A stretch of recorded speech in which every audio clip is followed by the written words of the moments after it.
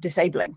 And most people have a misconception of what autism actually is. So in fact, I am being constantly misjudged and wrongly labeled about how the way I'm presenting what it says about my personality. And so, yes, in that context, it is very much a disability. It disables me from being able to do the things I want to do in the world, be calm, regulated and happy, and be understood and not judged for who I am when I am struggling with some autistic overwhelm. And finally, don't let your label define you. You're so much more than your autism. Well, okay, why wouldn't I be? And also, what's wrong with my label? Why shouldn't I let it define me? Actually, being autistic, now that I know I'm autistic, is an enormous part of who I am in the world. And it defines everything about me. Defines, you don't say to someone, oh, you know, don't let your blackness define you. Don't let my queerness, my Jewishness define me. Well, yeah, why not? Why shouldn't I? So that actually tells me that there is still an awful lot of taboo and stigma about what being autistic is.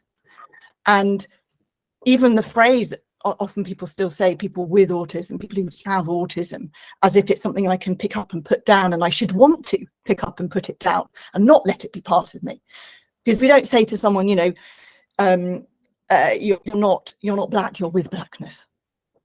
I'm not queer, I'm with queerness.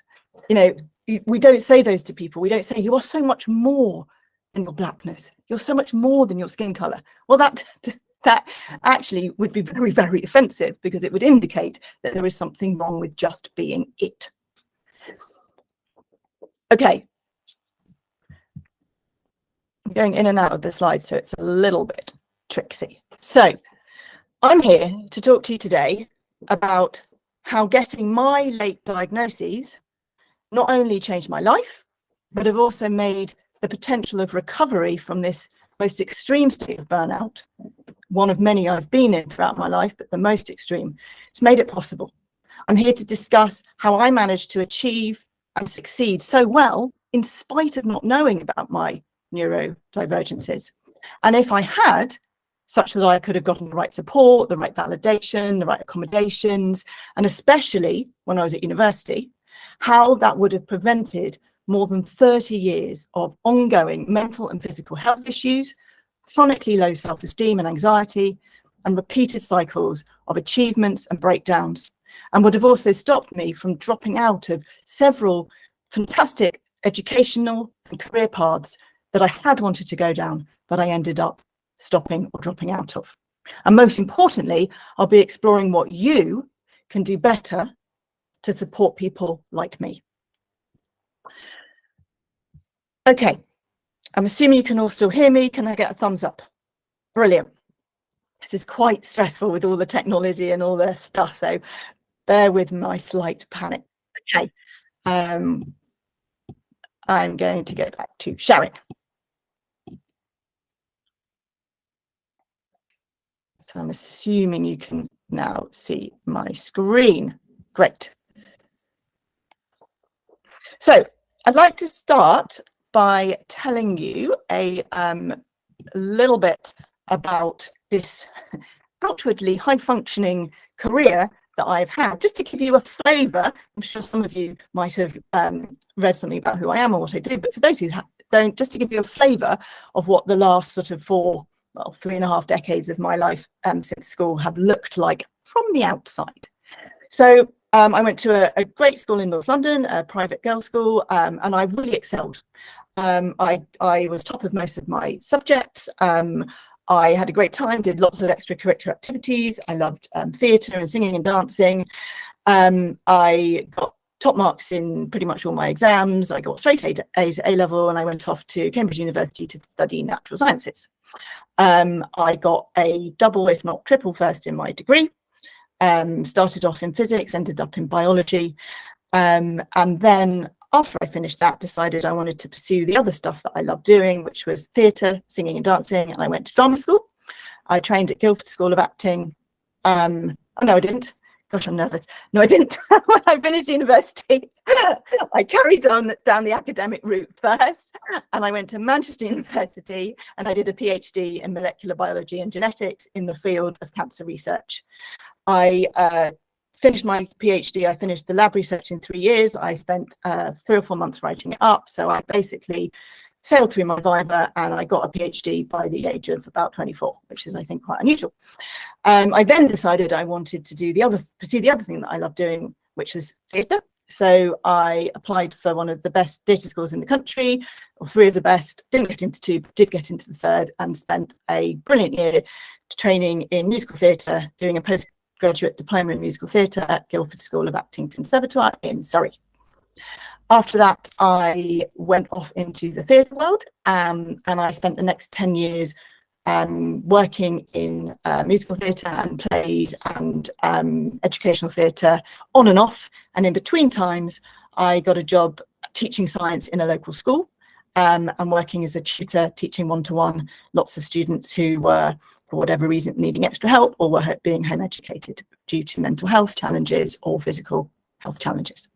So I had this 10 years where I was kind of like living this definitely outwardly seeming exciting life and it was very exciting, absolutely. And lots of great jobs in the theatre world, and I really loved teaching as well. Then in my early 30s, I took some time out and ended up 3 or 4 years later, after working as a private tutor for a while and stopping my theatre career, I ended up going on a training day at the BBC who were looking for women who had expertise in science, who were also interested in media and communications. And I got a place on this training day with 29 other women. And that, off the back of that, I decided I wanted to move into a career in science communication. And over the next 10 years since then, I've gradually built up my science communication career. And I'm just going to show you some slides now to give you a sort of flavour or a taste of what I've been doing over this most recent iteration of my career over this last 10 years. So I've done a lot of work as a TV science expert. So I was a resident science expert on a show on Sky called Duck, Quack, Don't Echo, which was hosted in Lee Mack. So I appeared on 6 series of that show as one of the resident science experts, along with 2 other brilliant scientists. I also spent a season as the resident science expert on the Titchmarsh show on ITV, and on a show called How Do They Do It on Discovery Channel. I've also appeared on dozens and dozens of news and media interviews talking about anything in the world of maths and science, be it genetic modification of embryos, how to encourage more girls to study physics at school, or the mathematical chances of winning the national lottery. During those years, I also have done some presentation work. So I've done presenting of roadshows at live science conferences and trade shows. I've presented a series of videos for the Royal Institution on YouTube on the stences, and I've presented a series of videos for BBC BritLab Cinema Science, talking about the science of what happens in the movies and whether you can really hear a scream in space. No, you can't. I also then started working as a public speaker. I've given hundreds of talks at science festivals, universities, in schools across the globe on science topics, on science careers, on fun facts for primary school kids, on learning about science demos you can do at home. And I've travelled the world doing that all over the country and also abroad. This is me presenting some science to a load of school-age children, I should say, in South Africa, who had actually never been to school and certainly hadn't ever had a science lesson. So that was super, super exciting. I then started working as a communication skills trainer, and I was training young undergraduate PhD students and postgraduate scientists in giving talks and presentations and being able to communicate about their work more clearly. And this is a load of undergraduates who I trained in South Africa. So I've travelled the world with FameLab and various other institutions, visited various other institutions to train scientists to communicate. I became known as somebody who was a passionate advocate and a public speaker for women in STEM, women in science, particularly after a very fateful interview I did in Sky News about a story that had come up about whether it was okay for scientists to cry. A Nobel Prize winning scientist, Sir Tim Hunt, had said that the trouble with girls in the lab is you fall in love with them, they fall in love with you, and when you criticise them, they cry. So I went on Sky News to say that actually this isn't true, well, maybe it is true, but who cares? And I was opposed by a very unsavoury character called Milo Yiannopoulos, who's on the left of this picture. And as a result of that, I got an enormous amount of online trolling and abuse, which culminated after 6 months of kind of working out what I wanted to do with that experience of me delivering a TEDx talk at UCL, which was called Why Science Needs People Who Cry, where I talked about the value of emotions, compassion, collaboration, and creativity, as I call them, 3 C's, in science, and why that's so important. As a result of that, I got quite a lot of recognition and acclaim for that. There was an article in the Sunday Times that was written about my take on Sir Tim Hunt's comments. And I got invited to do a lot of talks about women in science and sensitivity and emotion in science.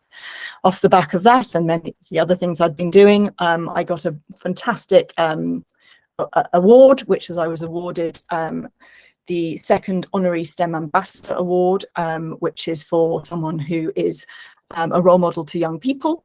And the 1st Honorary STEM Ambassador had been astronaut Tim Peake. So that was very exciting.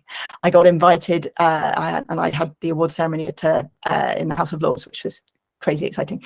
I was invited then to be a guest speaker at various high-profile events, such as the Institute of Engineering and Technology's Young Woman Engineer of the Year Awards. I was the guest speaker at a big award ceremony in London.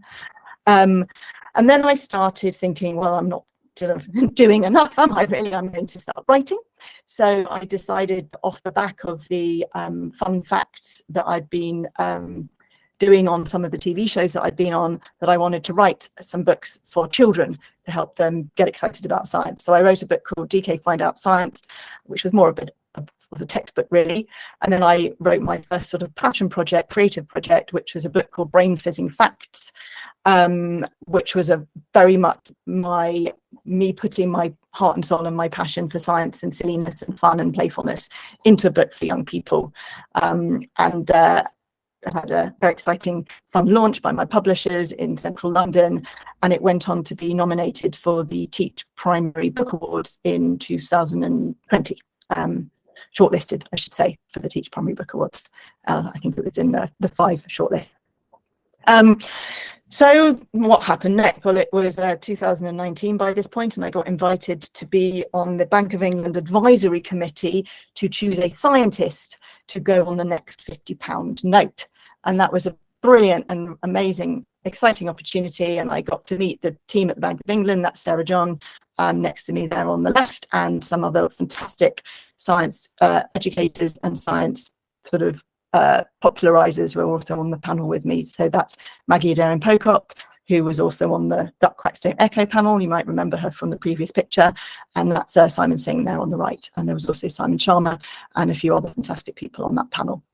And as a result of that, I submitted a blog about my experiences to The Guardian, which got published, and I ended up using it as an opportunity to come out about the fact that this was a huge achievement for the queer communities, and ensuring, obviously, having been hugely attacked and vilified and essentially going through conversion therapy and killing himself for being gay. And I used it as an opportunity to actually come out and speak publicly about the fact that I had recently gotten into a relationship in my 40s at this point with a transgender person using he, him pronouns, but who is biologically, genetically female. First time in my life that I had found myself in a queer relationship. So I used that as an opportunity to speak out about raising awareness and removing stigma around queer issues. So then I thought, okay, well, another issue that was very close to my heart at that point that I then started to speak out about was fertility. So I was going through egg freezing at that point. I'd just gone through several rounds of egg freezing, having found myself single at the age of 39, met my trans partner, who is now my husband, at the age of 40. So previously I had been freezing my eggs, so got involved with advocating for raising the taboo and stigma around infertility and egg freezing. Then late 2019 was when the first Extinction Rebellion big protests became very visible in London around climate change, and I felt passionately that I wanted to lend my skills in communicating science to another issue this time, which was around the science surrounding climate change and how we can actually convince people that it is a really big deal and that we need to get on board with it. So I founded the Scientists for Extinction Rebellion community. We got on the streets. To begin with, there was just 5 of us. We wrote a Scientists for Extinction Rebellion declaration of scientists supporting non-violent direct action against government inaction over the climate and ecological emergency.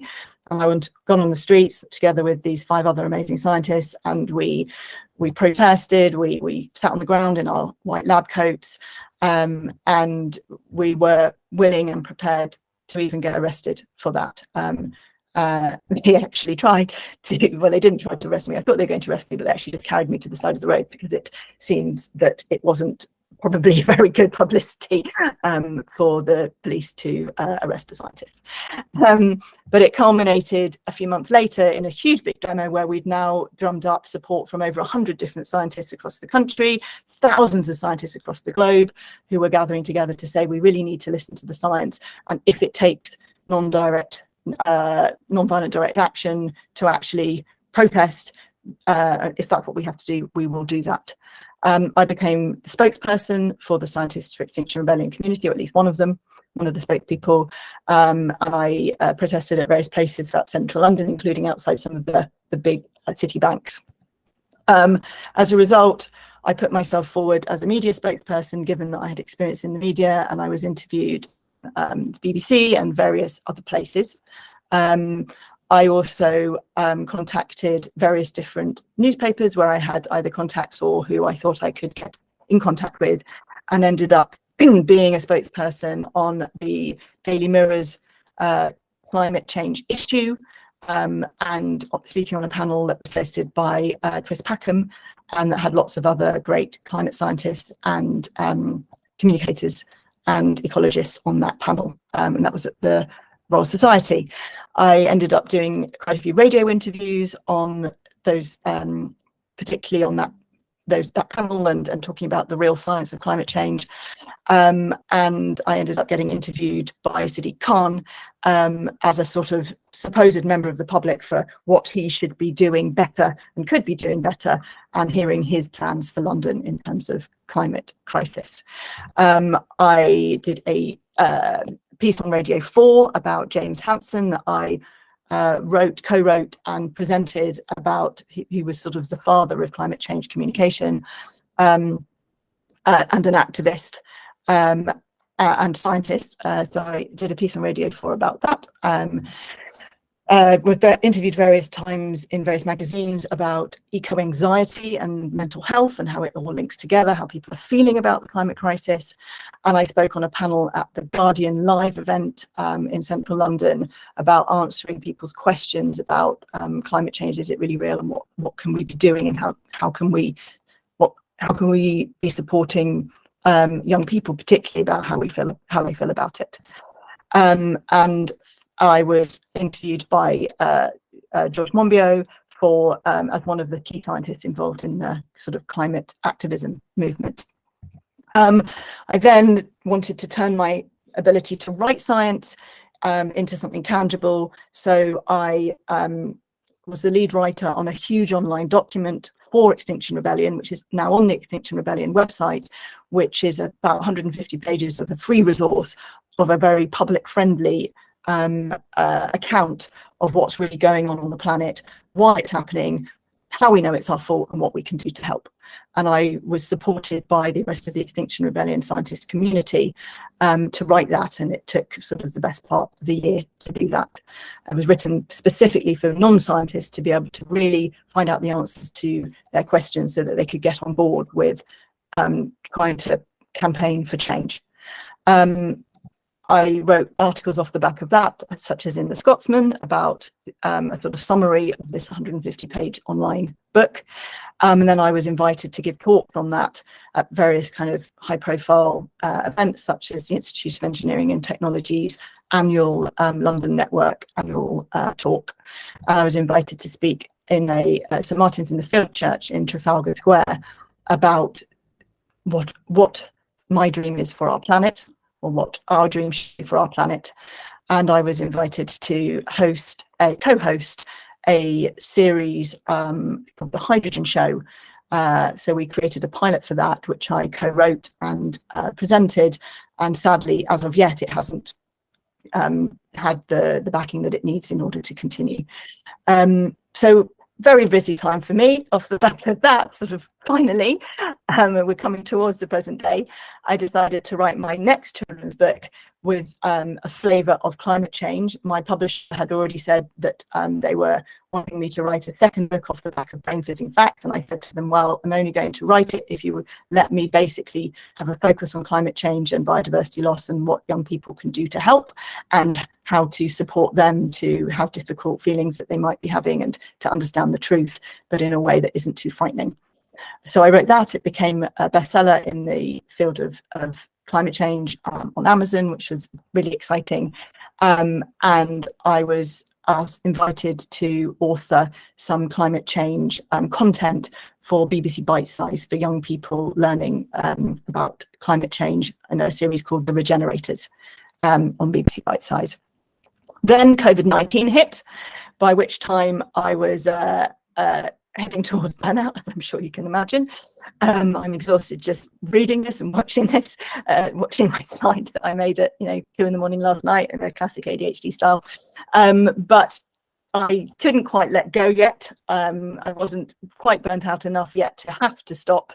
And I sort of stopped, but I still decided to do some activism around COVID because I felt so strongly that a lot of the science was getting misrepresented and misunderstood, and people weren't adequately and safely protecting themselves and others from the pandemic. So I wrote I'd moved to Devon by this point because I was really breaking down and burning out. But I wrote a column for my local newspaper answering people's questions about COVID, which was actually widely shared. And I was invited to be involved in a presentation, creating a presentation for schools around critical thinking around vaccines. And that was through the Stephen Hawking Foundation. And then finally, my partner and I became quite publicly known for the stance that we were taking around the vaccine and around addressing conspiracy theories. So we were interviewed together. That's my partner, Kimway, and my husband. And we became quite a sort of local pair for sort of addressing these conspiracy theories. We became very unpopular, as I'm sure you can imagine, because where I live in Totnes is actually quite a home of conspiracy theories. But I put myself out there. I wrote various pieces in articles about conspiracy theories and hippie communities, and I contributed and supported to the information gathering for a series of podcasts on the BBC Panorama for exposing conspiracy theories with a particular focus in the area of Devon where I live. And then finally, I was still in the process of writing, and a different publisher approached me and asked if I would write a book for young people to help them get not so scared around the pandemic. So I wrote a book called Meet the Microbes to help even younger children aged 5 to 7 to understand and not be scared and protect themselves, but to also realise that actually bad microbes make up a very, very tiny proportion of what we have on our planet. And I was super delighted that actually won the Information Book Award 2022. That was in November. So that is what my life looked like from the outside. Let's take a breath. I'm going to breathe for a second, because that was a bit of a whistle-stop tour, but even I'm just like, what on earth was that? So what did my life look like from the inside? So from the inside, throughout my school life, I did have some friends, but I was bullied. I felt weird, I felt different, I felt like I didn't fit in. I didn't know why people didn't like me. Some people did, but there were some people who just really didn't. Some of my teachers liked me, but I felt some of my teachers didn't. I didn't feel supported, and I always felt there was something wrong with me. I spent my early years being manically busy, but feeling very confused, feeling very distressed, feeling incredibly anxious, and feeling deeply, deeply unhappy. I felt alienated from people around me. I felt isolated because of not fitting in and not knowing really who I was, or what I was, or what was going on in my life.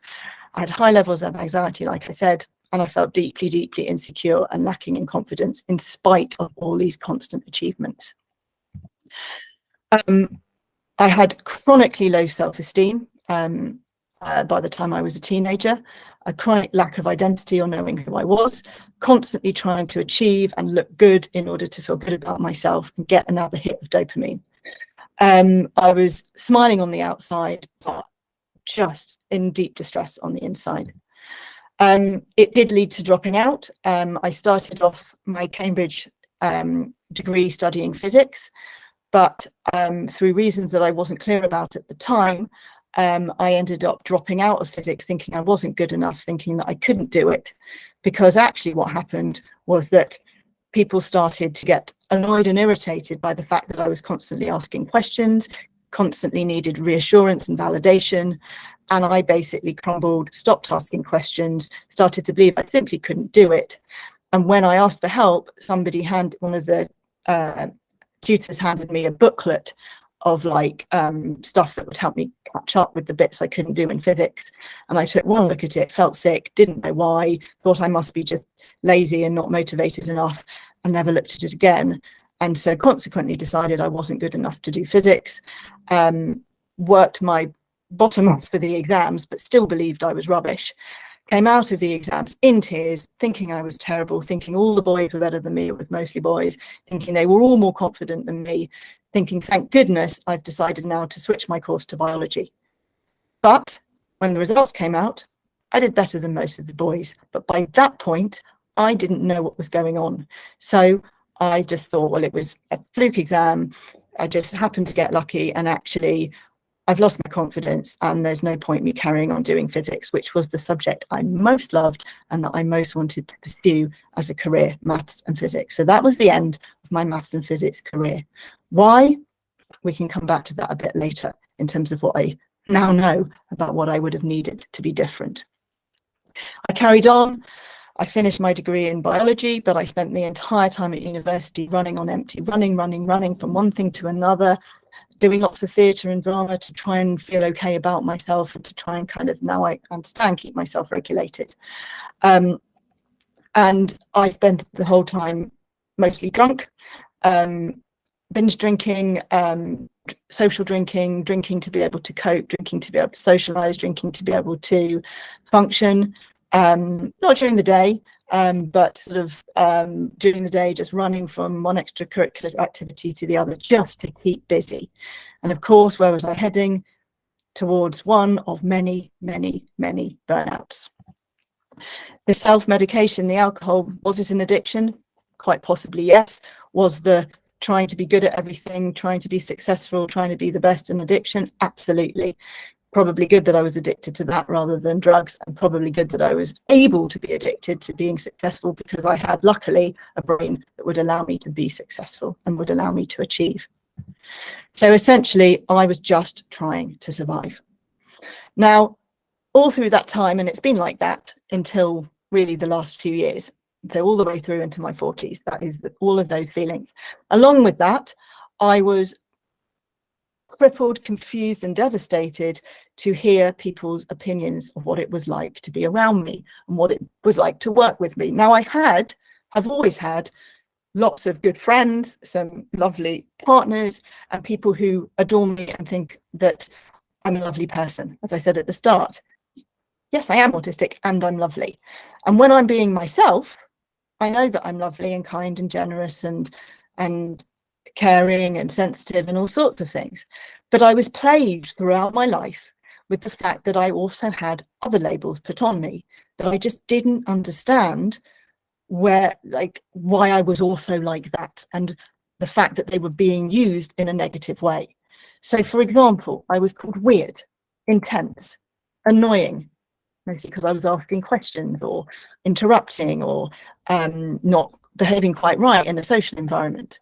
I was awkward and clumsy. I was bossy. I was told I was rigid, difficult, controlling, a perfectionist. I was pedantic with words. I was impatient and irritable, that I'd interrupt people. My school report said doesn't listen, interrupts.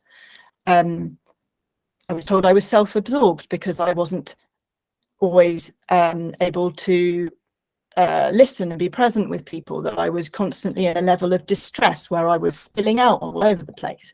I was told I was a show-off, being good at things, a goody two-shoes for asking a teacher what the homework was because I was confused whether there was any, a teacher's pet for enjoying learning, enjoying studying, and not really understanding the social etiquettes of groups at school and what you do and don't say in a classroom environment. I was accused of thinking I was superior to people. I would correct people if they got things wrong. I would correct teachers if they got things wrong. I was accused of being arrogant. I was told I was oversensitive and precious, over emotional, immature, and a crybaby because I would not like things to be a certain way. I would cry or get upset or uncomfortable if I was wearing certain clothes, or if there were certain noises or textures or things in my environment.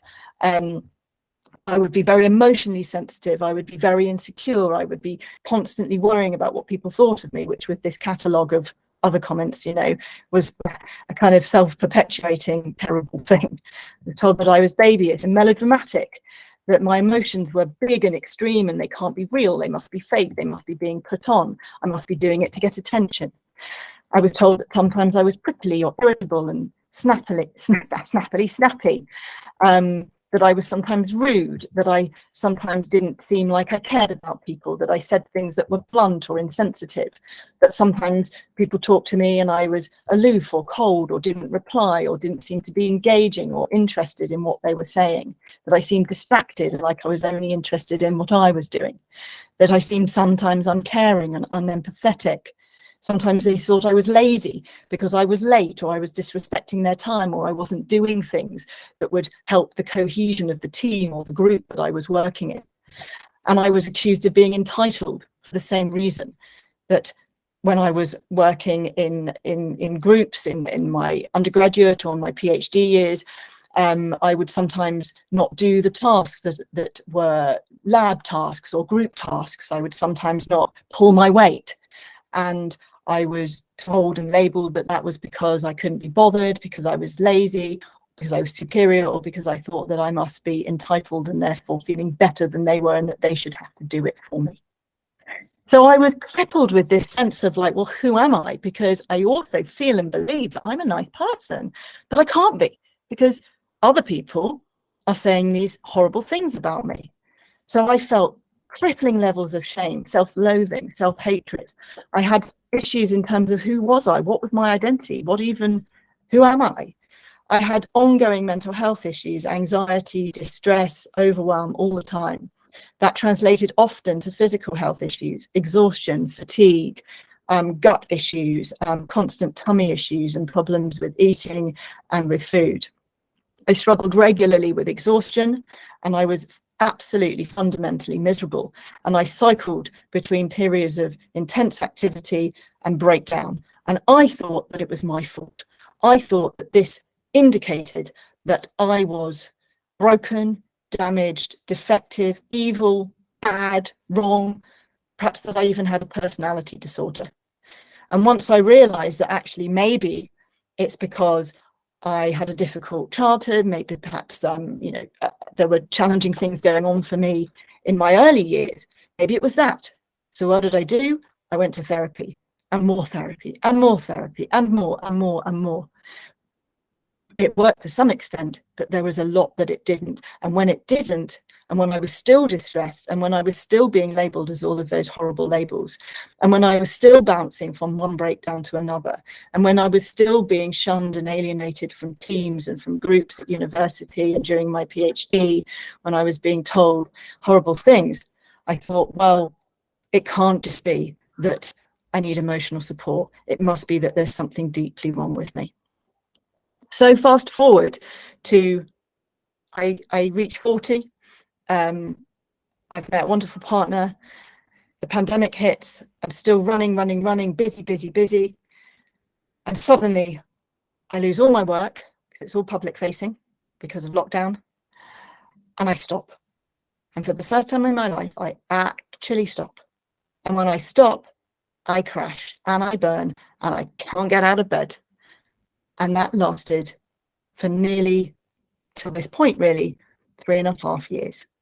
During that time, I was very, very physically unwell. I had chronic gut issues that meant that I was malnourished, that I couldn't eat properly, which are all I know now stress related, from a lifetime of not looking after my needs, being constantly stressed, being constantly exhausted, having constantly high levels of stress hormones and cortisol in my body, from not being able to know what it was that was going on, why I was keeping myself so relentlessly busy, and why I was beating myself up with such low levels of self-esteem all the time. So during that period of time, I started to explore, because it was brought to me by a friend in a very casual sort of throwaway way, that I might like to explore autism. So I started to explore that. I then started to explore the idea of ADHD and executive functioning challenges, mostly because during this period of time, my partner, now my husband, was looking after me 24/7, and noticed that even days when I wasn't feeling unwell from my tummy, that I couldn't look after myself, that I couldn't make sure I ate, I couldn't make sure I even got out of bed on a lot of days. So we started to explore together all of these things, and I'd already been exploring with my therapist the idea of having complex PTSD and trauma, from a lifetime really of unmet needs and misunderstandings. So finally, 2 years ago, I got a diagnoses of autism, ADHD and dyspraxia. And that absolutely fundamentally changed my life. So for this final part of the talk, and then we'll open to questions, I'd like to talk to you about what I found out, what I learned about those diagnoses and what they mean to me, and how knowing that would have helped me through my university career particularly, and how what I've understood about my needs because of that could help you to support your students with autism and or ADHD. About 80% of autistic people, it's now thought, also have ADHD, so it's pretty common to have both. How it could have been better and different for me, such that yes, I did achieve well at university, but I was deeply unhappy, I was self-medicating, and I was getting myself into a state where further on in my career, I would end up burning out as a direct result of not having my needs met from that early stage of my education. It's also what caused me to drop out of physics, and it's also what caused me later to finish my PhD feeling deeply ashamed, thinking I wasn't any good at lab work because I was constantly dropping things and breaking things, and not very good at managing my time, not very good at doing group communal tasks and activities, and therefore made it mean that I wasn't good enough or the right kind of person to be a scientist, hence why I went off to drama school. Now, I've had a great career. I wouldn't say necessarily that I regret it, but had I known then what I know now, it may have been that I'd continued with physics. It may have been that I had stayed in research and academia after my PhD, and it would certainly have been that I wouldn't have carried this level of self-loathing and self-hatred into my later years and carried with me this exhaustion and constant elevated stress levels, which have caused me to now finally and most catastrophically break down to such an extent that I haven't been able to work or really function at all for the last 3.5 years. So the autism diagnostic criteria, I'm sure a lot of you have seen this, tells us lots of kind of dense stuff. I'm not going to read it all through to you, but it's a lot of stuff about being abnormal, and it's a lot of stuff about deficits in social communication, social interaction, deficits in maintaining relationships, deficits, and no matter, we feel shit about ourselves.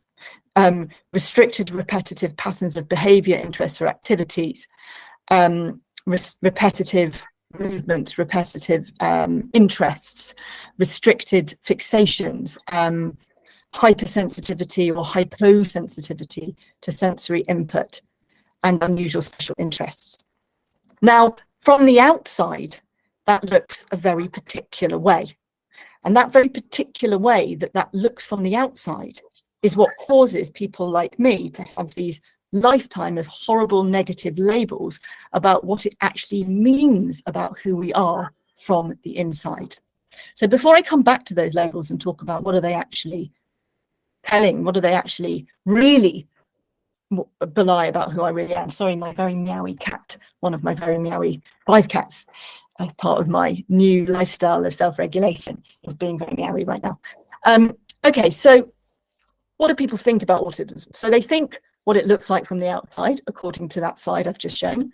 They also think that the autism spectrum is, oh, everybody's a little bit autistic. Another hateful, difficult, not useful phrase.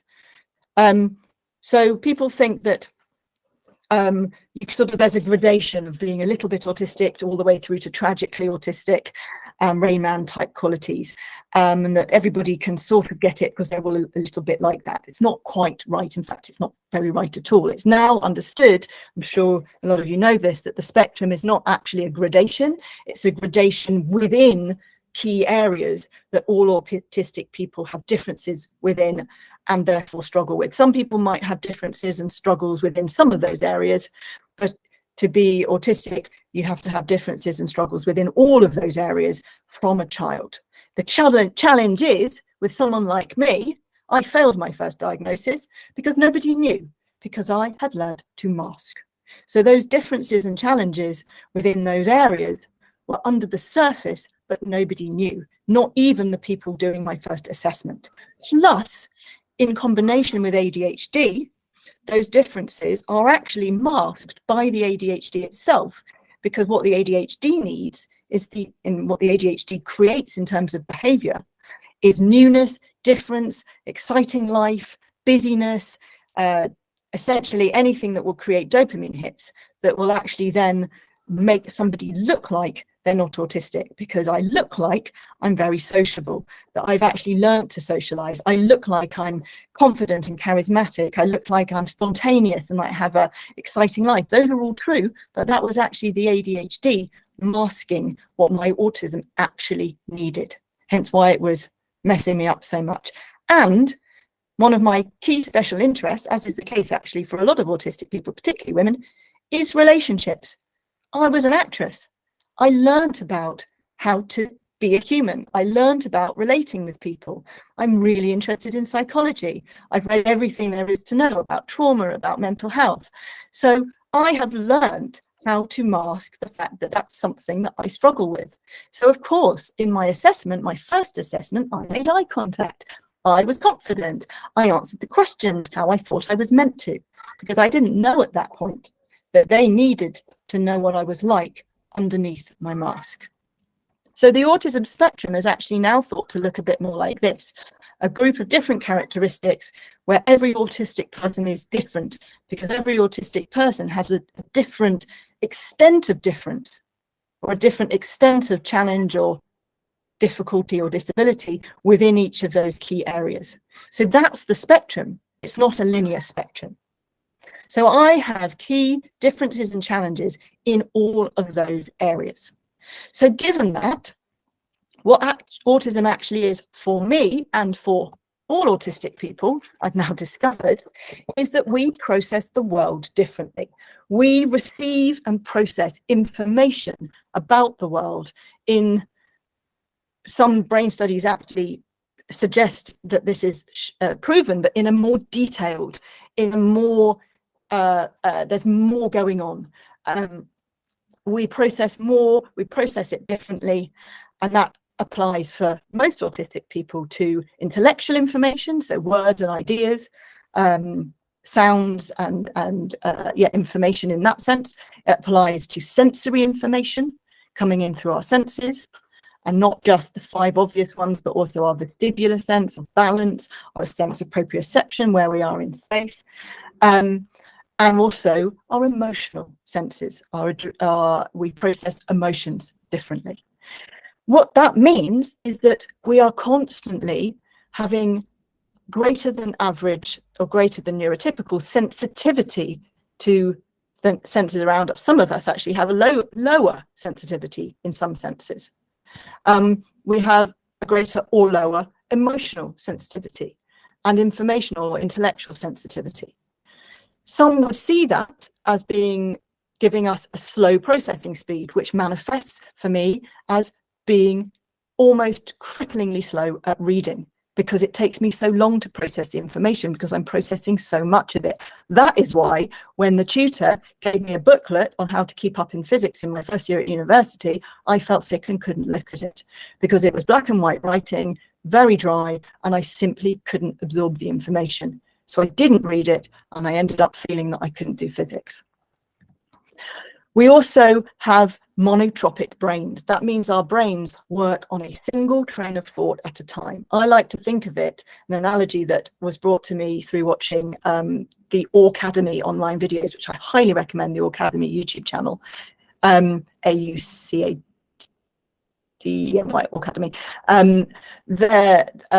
Chloe Farahar, who runs that, she talked about monotropism being like your brain is on a train. It's on a very fast speed train. So my brain is on a very fast speed train on one topic at a time.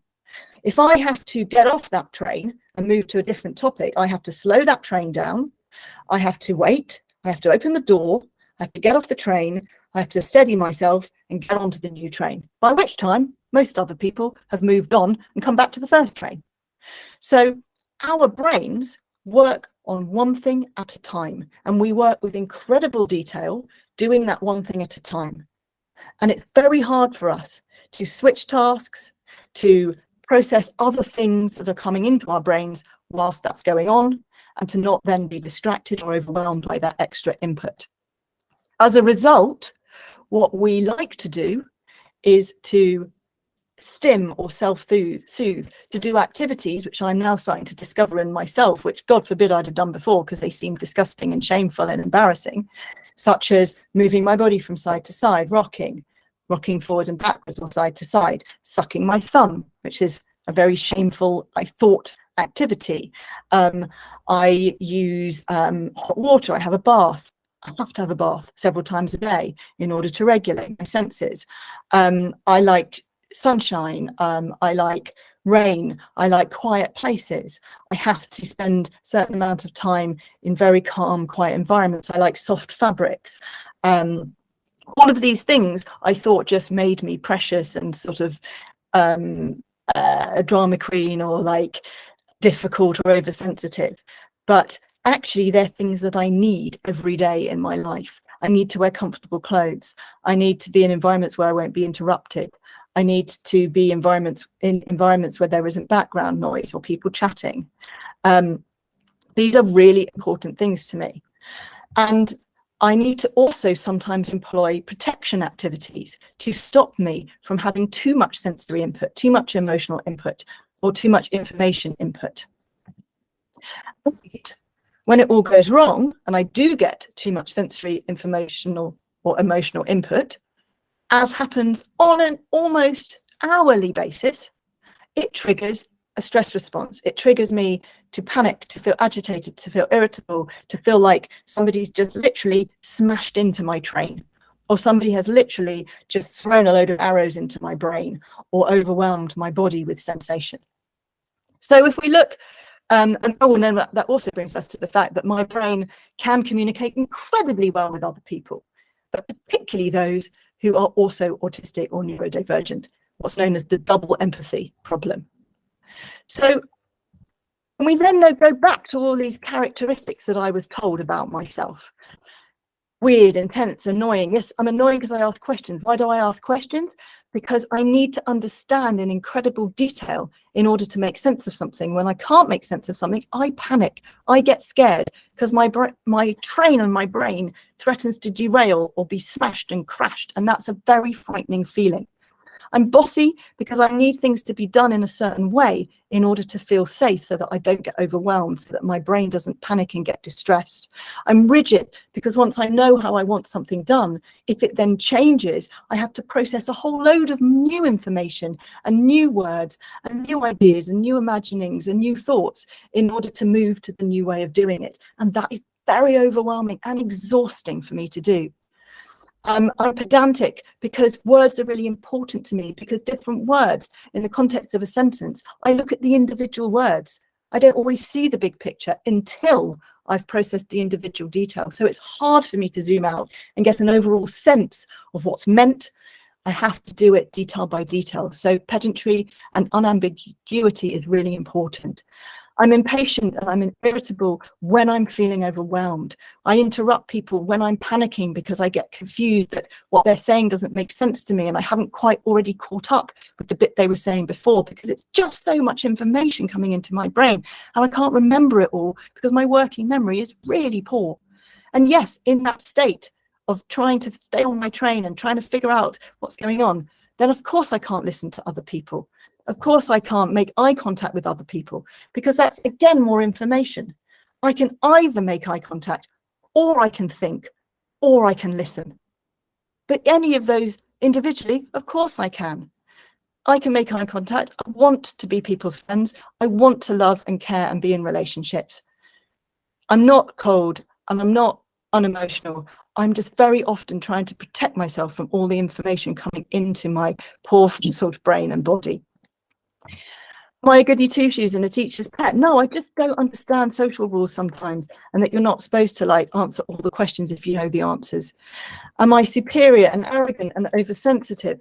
I'm not superior. I just have an accurate sense of what I can and can't do. Yes, I know that there's some things I'm good at. And when I don't help out with things and don't do group activities, it's not because I think I'm better or superior to anyone. It's because I'm overwhelmed and I can't do it. I don't know how to do practical tasks. I didn't know really genuinely how to do a lot of the experiments in my laboratory days. And I'd ask people over and over again, and somehow I just wouldn't be able to do it. It was too many steps, too many different things to remember. And unless I wrote it all down, which I didn't, because they'd speak too fast and they'd say, now go off and do it, I couldn't remember it. I'd ask them again, and then they thought I was trying to get them to do it for me. Am I oversensitive, precious, over-emotional? I am sensitive, I am emotional, and I do have a childlike and playful way of being in the world.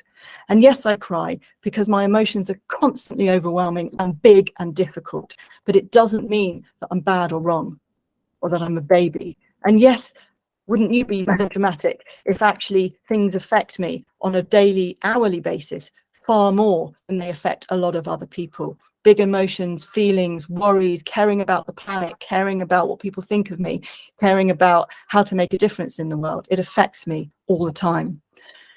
I'm not attention seeking when I'm asking for extra support or extra help. I genuinely need it. When I'm prickly, snappy, irritable, rude, it's because I'm shut down. It's because my brain's gone into too muchness. And if someone asks me a question, I can't even understand what they're saying, particularly if it's not about the topic that I'm thinking about, that I'm on my train about. So yes, I get panicky, I get angry because I'm frightened, because my brain is feeling distressed and overwhelmed. Yes, I can be blunt because I speak the truth, because I say what's true and what's real. And yes, I can seem aloof and cold and disinterested and distracted when I'm basically trying to just keep control of what's going on in my brain and stop any extra input from coming in. So yes, when people talk to me, sometimes I look away or I look down or don't make eye contact because it's just too much. And from that place, I can seem uncaring, unempathetic. From the place of not filling out fulfilling group responsibilities, or even being able to take care of my own needs, I can seem lazy, and at worst, I can seem entitled, like I think that I'm better than others and they should do it for me. So, as a result of all of this, what happens next? Well, of course, people misunderstand who autistic people like myself really are. They label us with those particular labels that make it seem like the reason we're doing those behaviors is because we don't like you, because we're not a nice person, because we're unsafe to be around, because we don't want to be your friend, because there's something wrong with us. and because we don't actually want love and care and support and want your help. We get a lot of judgment, therefore we get these negative labels that I've just described, and of course bucket loads of shame. And where does that lead to? Masking. 44 years in my case, I'm just starting to undo it now, of covering up who I truly am, because I would be socially excluded even more than I was already if I was truly doing the things that I needed to do in order to stay regulated and be okay. And of course, when it all gets too much, in spite of the masking, in spite of the trying to pretend everything's okay, trying to keep it all inside, trying to bury it, trying to give a good outer front, when it all gets too much, when I get too much information, too much sensory input, too many or too confusing emotions, too many interruptions to my train of thought, too much change that I have to process, too little soothing or regulation activities or stims or self-regulation or calming, soothing things that I need to calm my emotions and my nervous system. When it all gets too much and that all happens, plus if I have a lack of sleep, then I get overstimulated and overwhelmed. And of course, in that state, I get a whole bunch of negative emotions and distress responses in my body: confusion, fear, panic, distress, anger, irritability, dissociation, withdrawal, causing all of the responses that were labeled on that previous slide as negative personality traits. And I spent, and it's changing now, a lot of my life in a constant state of those distress responses. If it gets even worse than that, my brain shuts down. I literally cannot have thoughts. It's other autistic people have described this like a sort of blue screen on a computer where it's just gone. Everything's gone. And it's absolutely terrifying. I can't function. It's very frightening. I feel like I'm brain damaged.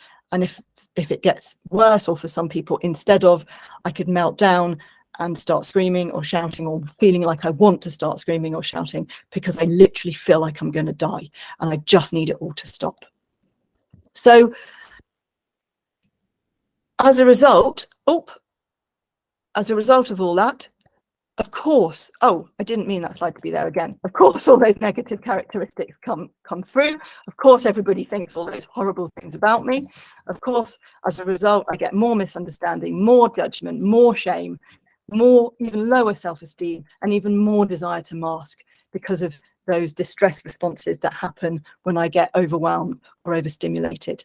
When you then add in ADHD to this diagnosis, that's all autism. When you add in ADHD and a nervous system that thrives off newness, of needing new things, of new interests all the time, and you add in a constant striving for dopamine because we don't absorb enough of our own dopamine into our system, and we add in emotional hyperarousal and dysregulation as a result of ADHD, and rejection sensitivity, a dysphoria around what people think of us, which a lot of people don't know about ADHD, and you add in the ADHD tendency to go into hyperfocus, extreme focus for long periods of time, and neglect personal hygiene, personal care, food, self-regulation, and then enter a period of complete exhaustion. If you add all of that in, then you have an autistic brain with even more to process, with even more things that are actually pulling it away from what it truly needs, which is structure, stability, low input, and routine.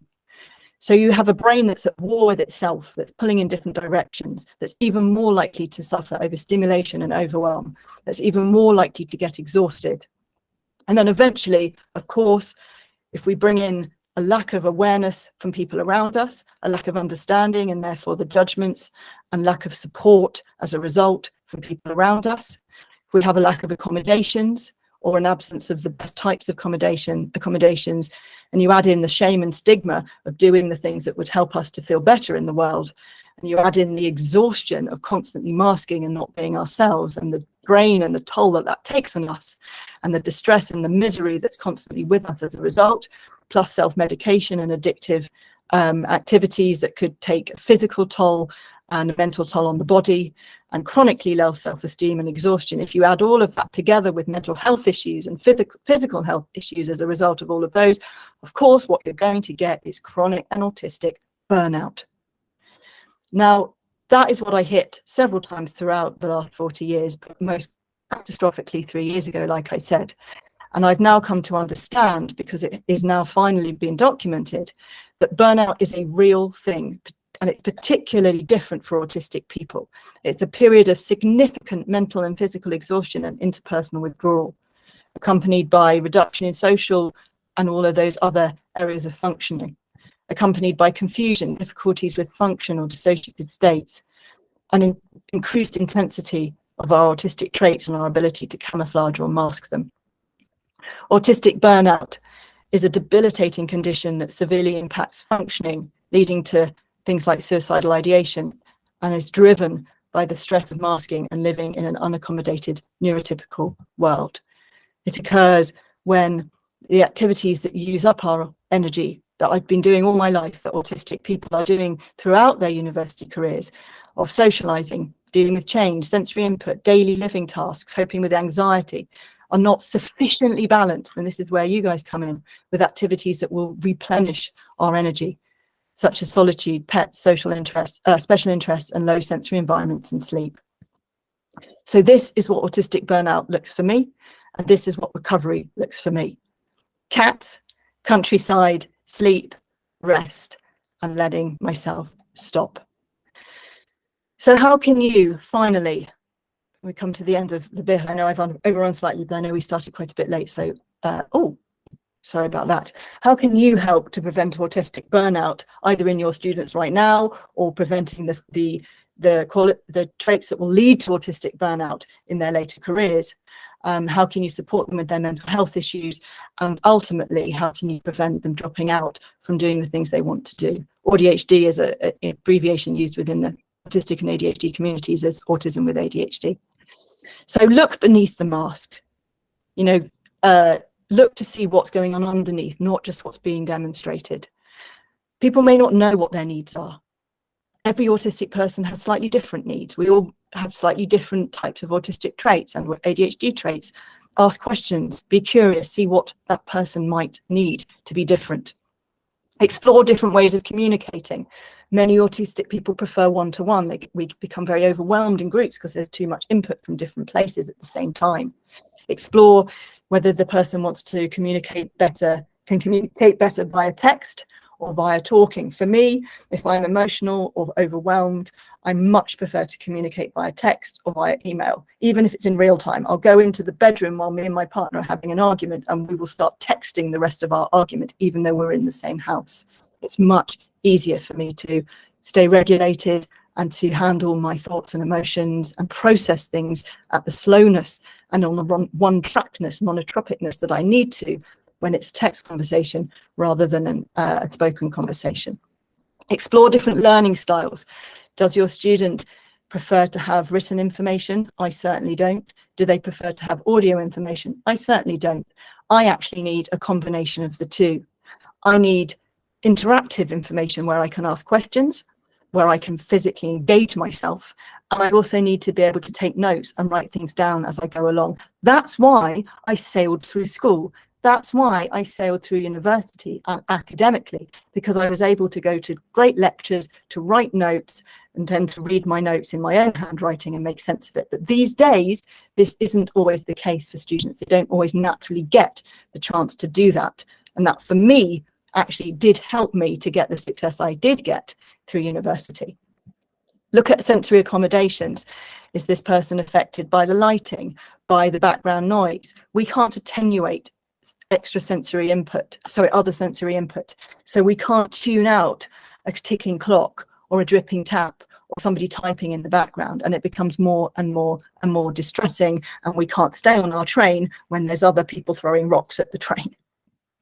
Generally, what kind of environment helps that student to learn best and to stay on that monotropic train such that they can get into an autistic flow state, which is a state of deep processing, high processing, and joy and creativity.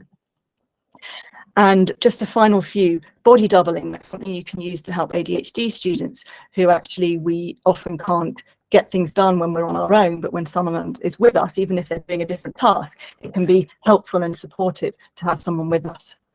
I really struggle with starting things. When I was preparing for this talk, I asked Steph if she would send me when she said, can you send us a blurb about what you're going to talk about? I was like, I've no idea what I'm going to talk about. Can you give me a blurb that you think could be the sort of thing I might talk about? And she sent me the blurb, and I was like, oh, wow, that's not actually what I want to say, but it gives me a good starting point, and I can then adapt it from there. So nowadays I always ask, can you help me get started? Can you write me the opening paragraph? Can you give me a few ideas to start me off? A blank page for me does not work. I need clear, logical instructions in order, in sequence. The detail first. I need to know when, where, what, how, who, before you give me the big picture of the theme or the idea that I'm being taught or that I'm being asked to absorb. I need very specific and precise language. Like I said, I need things to be interactive. I need to be able to ask questions. Ideally, I need to be able to see and feel the person with me so that it can calm my fear of how I'm being perceived. This is very scary for me because I can't see any of you because I've got my slides on the screen. That's why I'm kind of dry-mouthed and quite overwhelmed by doing this. Often if I'm watching video, it really helps for me to have subtitles.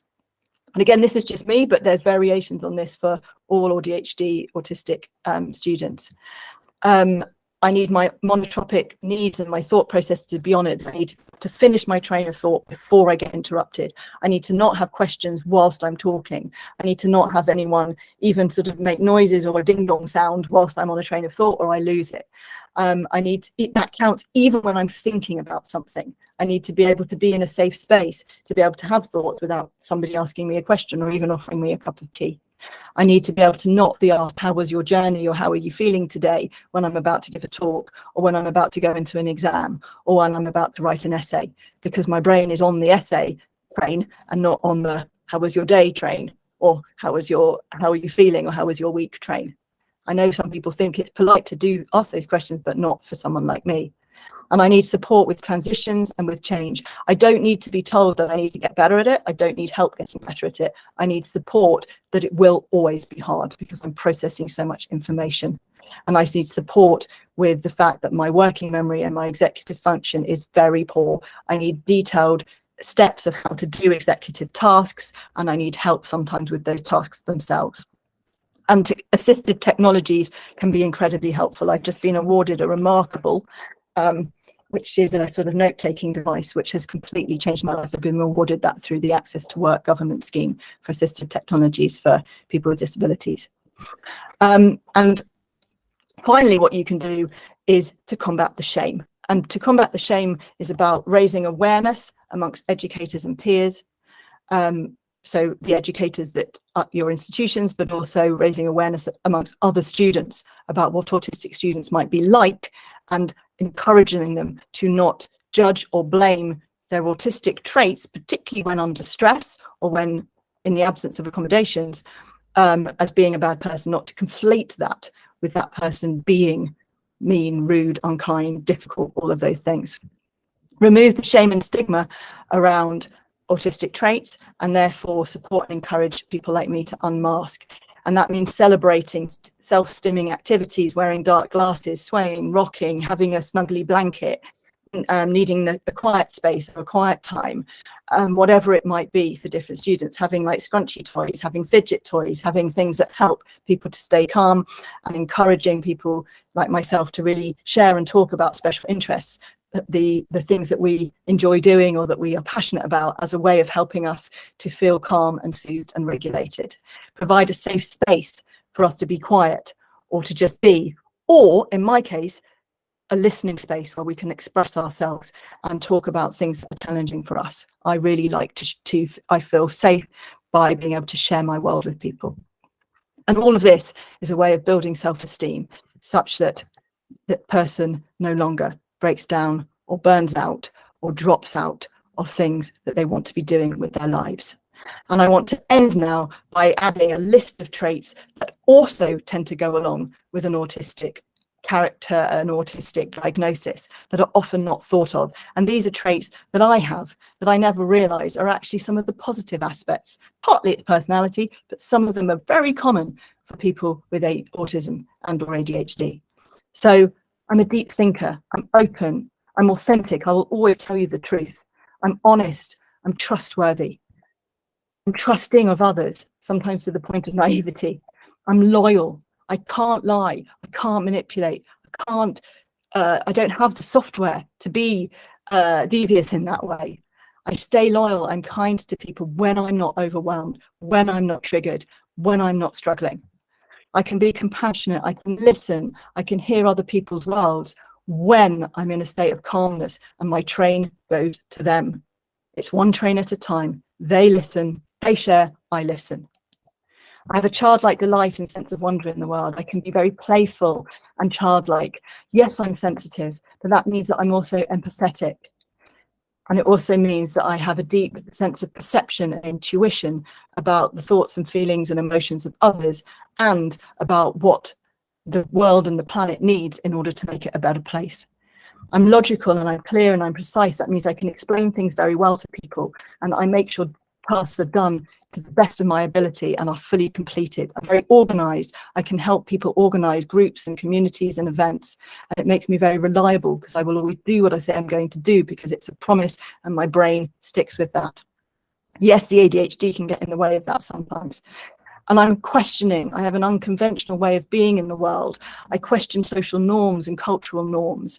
I question my gender, my identity, my sexuality, my ethnicity, and what that means about me, other people's thoughts and values and beliefs. I seek the truth, and I'm curious, and I'm intuitive about finding it. I can be very perceptive to how other people are feeling, even if I don't actually know what it is they're feeling. I can feel that there's something difficult going on for them. I'm also, finally, very fair. I like things to be exactly even and right. I have a strong sense of social justice, as do so many autistic people, way higher representation in autistic people, of people who work in social justice, human rights, and who are advocates and activists. So I want to now close by saying I would like everyone to celebrate people like me who are autistic and to know how to best support and accommodate us. I would like to recommend 2 books that have really helped me. There's lots of books that have helped me, but these are 2 of my best reads on being autistic or understanding autistic people, and the other one, understanding ADHD people. And I would like to finish by saying that I know I've spoken too long. I hope that everyone's still here. I really appreciate this opportunity for the first time in my life to talk openly about who I am and what my life has been like as an autistic woman. And I would really love the opportunity, if anybody is interested, to come to and engage with you and your universities and or your students, be that through visiting the university, giving online talks or presentations, workshops, meet and greets, either through online platforms like this or in person. Because as I start to come out of my burnout and I start to recover, I'm starting to want to now turn my passion for explaining things to explaining and helping and supporting others, students and young people who are in similar situations to that which I was, and to help and support people like yourselves and educators to help people like me to have better lives. So if you're interested in that, or want to discuss any ideas of that with me, or want me to create something bespoke, I created this talk bespoke for this event so I can create other things, please do get in touch with me. Emily. Thank you so much, Emily. I will make sure that obviously I'll share obviously your contact details. Oh, sorry, I didn't hear that. Emily, go on. Can you hear me now? Yep. Yeah, perfect. I was just saying thank you very much, Emily, for that very insightful, obviously, and very personal account of your kind of life journey, and some of those really enlightening, someone has just said there on the chat. So I will certainly make sure that your details, your email address, your website, etc., are shared as part of the follow-up to this meeting. I'm really conscious, obviously, you talk for a very long time and probably need a break. No, you're okay. We can carry on maybe for the next 10 minutes or so if people do need to leave. But Emily, I'm just thinking, if you're happy to answer questions, would you rather people pop them in the chat box, or are you happy for people to raise their hand? I don't mind. Now that I've done my enormous monologue of brain dump, or info dumping as it's sometimes called in the community, and I've got off my train, I don't mind how other people then interact with my train. Fabulous. And I am sorry for overrunning. I just had so much I wanted to say, and I know we didn't actually start till 1:15. So we didn't. And again, really sorry for those technical problems, obviously, at the start. And I think it's obviously really important. As we said, this is a very personal account. However, it's going to ring true for so many students that, you know, the people here today see on a daily basis, and actually hearing, you know, the very truth about some of those lived experiences is extremely powerful. I'm not sure if we've got already a couple of questions. Some people have had to go, so they've obviously just thanked you. We do have. I'm just going to share the 2 book recommendations. I'll Oh put them yes, in that box. lovely. One is called, well, there's so many great books that I've read, there's a lot, but the 2 that I mentioned was, one is called What I Mean When I Say I'm Autistic, and the other one is called Dirty Laundry. That's the ADHD one. Thank you, Emily. So we have a question in the chat from Melanie Sibley. The PowerPoint wasn't displaying. At the end, no, it wasn't at the end. If you had a few slides with those books on as well, no, they didn't display. So what was the last slide you saw, just so I can? One of the trait slides. The positive traits. No, I don't think it was, but we got everything, Emily. Oh. I So think the second half of all the slides. Oh gosh. I did. I think I saw up to slide like 46 or something, if I counted correctly. Okay. So there might have just been 1 or 2, but don't worry, we heard everything absolutely loud and clear. Okay. We do have a question from Melanie Sibley, who says, do you feel the neurotypical, or I'll let you read the chat, but it's just a little bit further up because we've had a fair few comments. I'll just bring it down. Read it out to me. That's okay. Do you feel the neurotypical world is less forgiving of females with autistic burnout? Oh, you mentioned that. Yeah. 100%. Because if a man is showing autistic traits, which is things like, as in autistic traits of self-protection from the overwhelm, which is things like, you know, not making eye contact, or being a little bit irritable or grumpy, or not very sociable, or kind of not very charming and smiley and all of that. If a man's doing that, he's just, oh, it's just being a man. But if a woman's doing that, we're being rude, we're being difficult, we're being offensive, or, you know, we're all sorts of other things. So yeah, the neurotypical world is far less tolerant of women in autistic burnout, and yet it's women who are more likely to suffer autistic burnout for the exact reasons that we're not allowed to be those things generally, the sort of withdrawn or irritable, difficult thing. So we mask more. So we're socialized that we have to be friendly and make eye contact and smile and be warm and be friendly and answer people's questions and not make a fuss and not be difficult and not put our needs forward and not ask for accommodations and not ask for things to be different and not ask for special treatment. And we're taught all of that from a young age as girls. So we then mask more. We then break down and burn out more. And then in breakdown and burnout, we are then less likely to be supported because those very things are we're then doing more of, and we're more likely to be then branded as all the negative qualities. Yeah. And that also goes for people of colour and various other minorities, I would say, that who are already labelled in certain negative ways or already have to behave in certain ways in order to be accepted.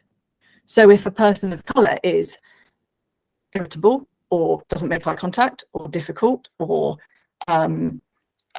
prickly, then they're more likely to be deemed to be aggressive or dangerous, or, you know, because of all these stigmas and judgments that are already there to do with people from different races, ethnicities, minority groups, sexualities and genders. Thank you, Emily. We've had a load of comments all thanking you for your talk. Does anyone else have any particular questions? Either pop them in the chat box, or we have another question here from Kelly. Emily, would you like me to read that out to you? It's just in the chat box. Yes. So it says a student found something said in a workshop triggering. They were then unable to engage in the rest of the workshop. the student was cognitively aware the best thing to do was not to focus on the issue, but was asking how to do that. Hold on, I might have to read that. Oh, okay. Let me try that again. Yeah, so I can't, I need, the best way for me to process is to hear it and then to read it. So let me just do that. A student found something said in the workshop was triggering. They were then unable to engage in the rest of the workshop. Yeah, that would have been the case for me. The best thing to do is not to focus. Oh God, yeah. Oh, bane of my life. Yeah. So when something triggers me, you know, my partner says something that I don't understand, which happens a lot because he's dyslexic and we have completely the opposite brains, and it can be very, very challenging. He's highly divergent thinker and creative, and I was like, needs to be in a straight line in chronological order. A plus B makes C, and he's like, oh, but you know, we need to go off on a tangent.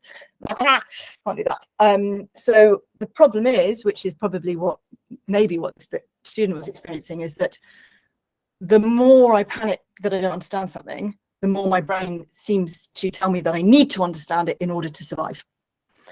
And that's a real challenge. And similarly, the more I'm triggered by something or more I'm distressed by something, the more that I feel that I have to sort it out and like obsess on that issue, or obsess on why did it happen and why did they say that and what does it mean, before I can be okay. So a real part of my recovery process has been understanding that and telling myself that actually when my brain has recovered, then I'll be able to figure out the answer. Then I'll be able to find out from my partner what he actually meant, or then I'll be able to tell him why it upset me, or then I'll be able to finish the sentence I was writing. And that's a very, very difficult thought process to go through. And I've gotten better at it through lived experience, because I have now experienced that if I have to hand a soft blanket, a cuddly toy, my sucky thumb, my noise cancelling headphones, some nice music, the willingness to tell my partner to leave the room or to shut the door if I'm somewhere public, and I let myself sit quietly with no input, and with my regulatory comfort things around me, I will get through that terrifying 5-10 minutes of basically brain freeze, and I will start to come back online. And when I start to come back online, I'll be able to then work out what's needed, whether it's to go back and apologize to the person, or whether it's to seek more information, or whether it's to try and make sense of what happened, or whether it's to try and look at the triggers of that situation. So the student was cognitively aware the best thing to do is not focus. Yeah, so how to not focus on the issue. It's really hard, but it can be about just the person around them. Sometimes my partner stays in the room and strokes my head, because sometimes when I can't actually communicate, I just say rabbit, and for some reason that for us means that he needs to stroke my head like I'm a rabbit. And then as he starts to stroke my head, I actually start to feel myself soften and come down. So it might be about asking that student, like, what are the things that help them to feel more regulated? What would help them to feel calmer? What would they need? You know, and do it in a sort of playful, you know, in an ideal world, like what would happen right now? I'd get in the bath. Okay, well, let's go and get you a bath. You know, and like maybe that's not always possible, but in an ideal world, and like get them to be really, really kind of daring and bold. Like, okay, in an ideal world, I would, like, you know, snuggle up in the soft blanket. I was like, well, why not? Get into bed. Why not?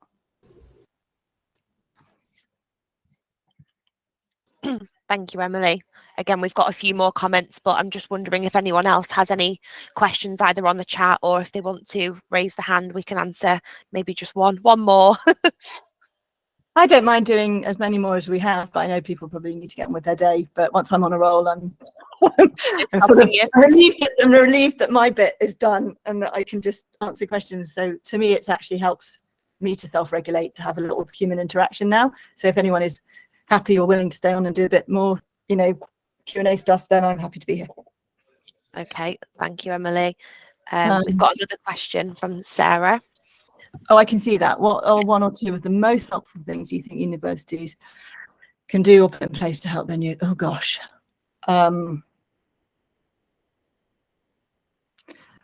I would say raising awareness about what autism or neurodivergence is and what it looks like, such that there isn't so much shame around the behaviours, so that people can do the behaviours, which essentially means a good chunk of the way towards unmasking, which will then be game changing.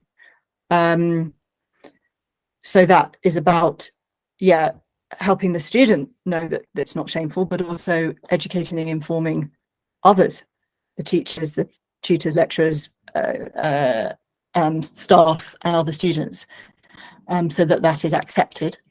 And I would say also providing support, places of support where that person can come and either just be in a safe place, a quiet place, or can come and just talk through what issues they're having, and can be encouraged to name any things that could be easier for them.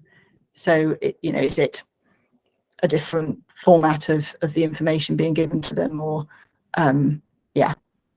So I think talking it through and helping people to understand what their needs are, because most of us don't know what our needs are, unless we've been, brought up with neurodivergence as a thing from a young age, which these days some people have. But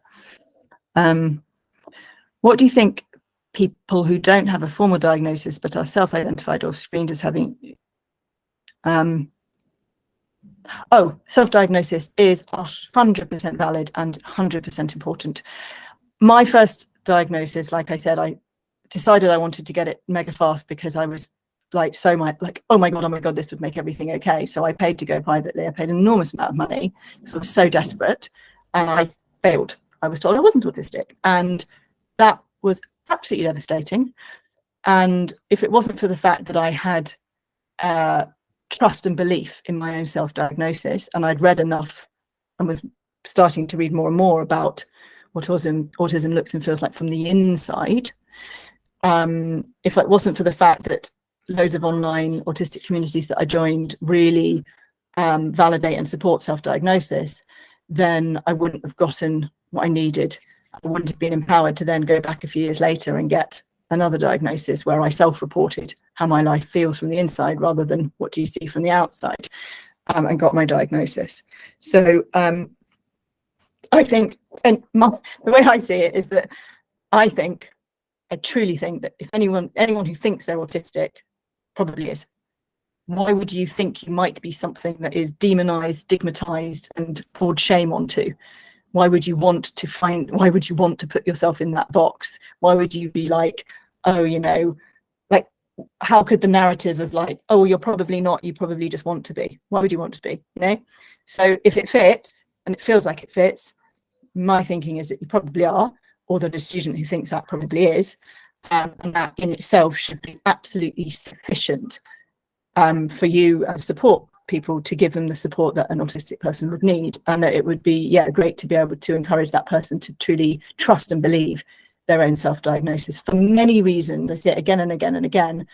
There are particularly women who go for diagnoses and don't get them, and who are clearly autistic and clearly fitting the traits and fitting in that community, and it's a tragedy because then they self-doubt and they don't get their support and accommodations.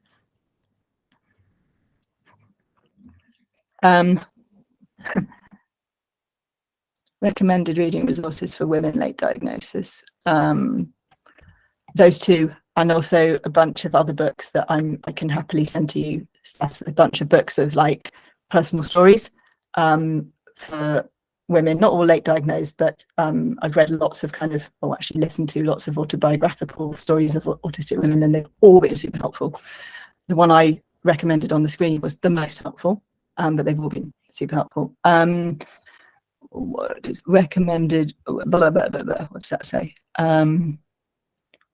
Arranging appointments, offering support within comfortable, sensory-friendly environment, because otherwise you're just going to get them masking, and they're not actually going to be able to even know what they need. The thing is, when I'm masking, I don't even know what I need because I'm in survival. Masking is a stress response. Masking is like, don't eat me, Mr. Tiger. It's like, how can I possibly be vulnerable and even think about my needs when I'm just trying to survive? So yes, it's very important. a future TEDx. I'm too tired. This is the most I've used my brain in 3.5 years, and I'm going to literally need a month to recover because I'm still very much in the throes of burnout. But I would love this to morph into that one day. But for now, here it is, and you will all, I think, have access to an online recording of this, which I think we would appreciate if it wasn't shared, but for your own personal use. And then, as I said, if you want to engage with me in terms of me interacting with you further, or with your students, or visiting, or speaking about my experiences, or offering some kind of workshop, then super up for doing that when I've slept for a week and had a massage every day and gone to the spa and covered myself in soft blankets and cats.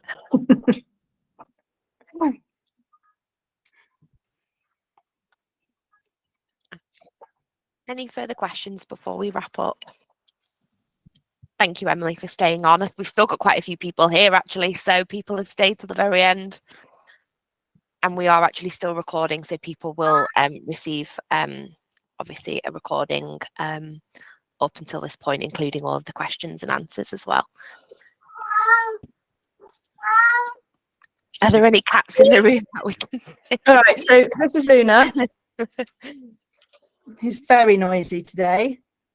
And, oh, let me go and get a kitten for you. Hold on. Luna, where's everybody else? There's 5 in this house. Goodness gracious. Hold on. Hello. Happy to say hello to everyone. Sweetheart. Hey, baby. Come here. Oh, this is a very sleepy kitten who is asleep. This is Lucky. Hello, Lucky. There's Lucky. Hello. And there's another few around somewhere, but I think there's Flossie. She must be asleep. And then we've got 2 big ones who are actually out and about, because I thought at least we can make it slightly less noisy and prone to disruptions by letting 2 of them out. Oh, he's so sleepy. He's usually very artsy. So that's Lucky. So I don't know if anyone is still here from Bath Spa University, but I remember being on campus when it was exam period and you had a whole petting farm. So that was a great idea. Now that are they related? Yes. So Luna, who you just saw, she's the mummy of 2 of the 2 kittens. We did have 3 kittens, but we rehomed 1. So she's the mummy of. Oh, and here's Flossie. This is Flossie. They've all got to say hello now. Oh, hello. That's Flossie, who's like a very almost identical mini version of her mummy. Yeah. So those 3 are all related, and there's the other 2 are not. We've got a big ginger Tom called Oscar, and a snow leopard who we are retiring with. Who we are, what we're doing, looking after her in her retirement as from being a breeding cat. So we've just rehomed the big ginger Tom as well. So we're sort of. So yeah, the cats have made all the difference to like my recovery. And they've made it onto the recording, Emily, as well. So they're going to have their time in the limelight for sure. I hope that you check that they're consenting around that. Oh, sorry, cats. Yeah, unless they heard me at the beginning. No. Thank you so much again, Emily. Obviously really appreciate it. We've had some lovely comments. As I said, we'll be sharing a feedback form as well, so we can help shape future events. And I will ensure Emily's contact details and the recording and kind of everything is shared, and that people have got kind of free access to obviously contact Emily. And yeah, great idea if there can be any sort of collaboration in terms of workshops or what have you, but I will leave you to pick up with Emily. But again, thank you everyone who's still here. We've run over massively, but yeah, sometimes the way with these things. But thank you, Emily, and thank you everyone, and take care. Thank you. Bye-bye. Bye.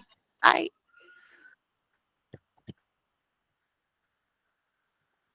If we just stay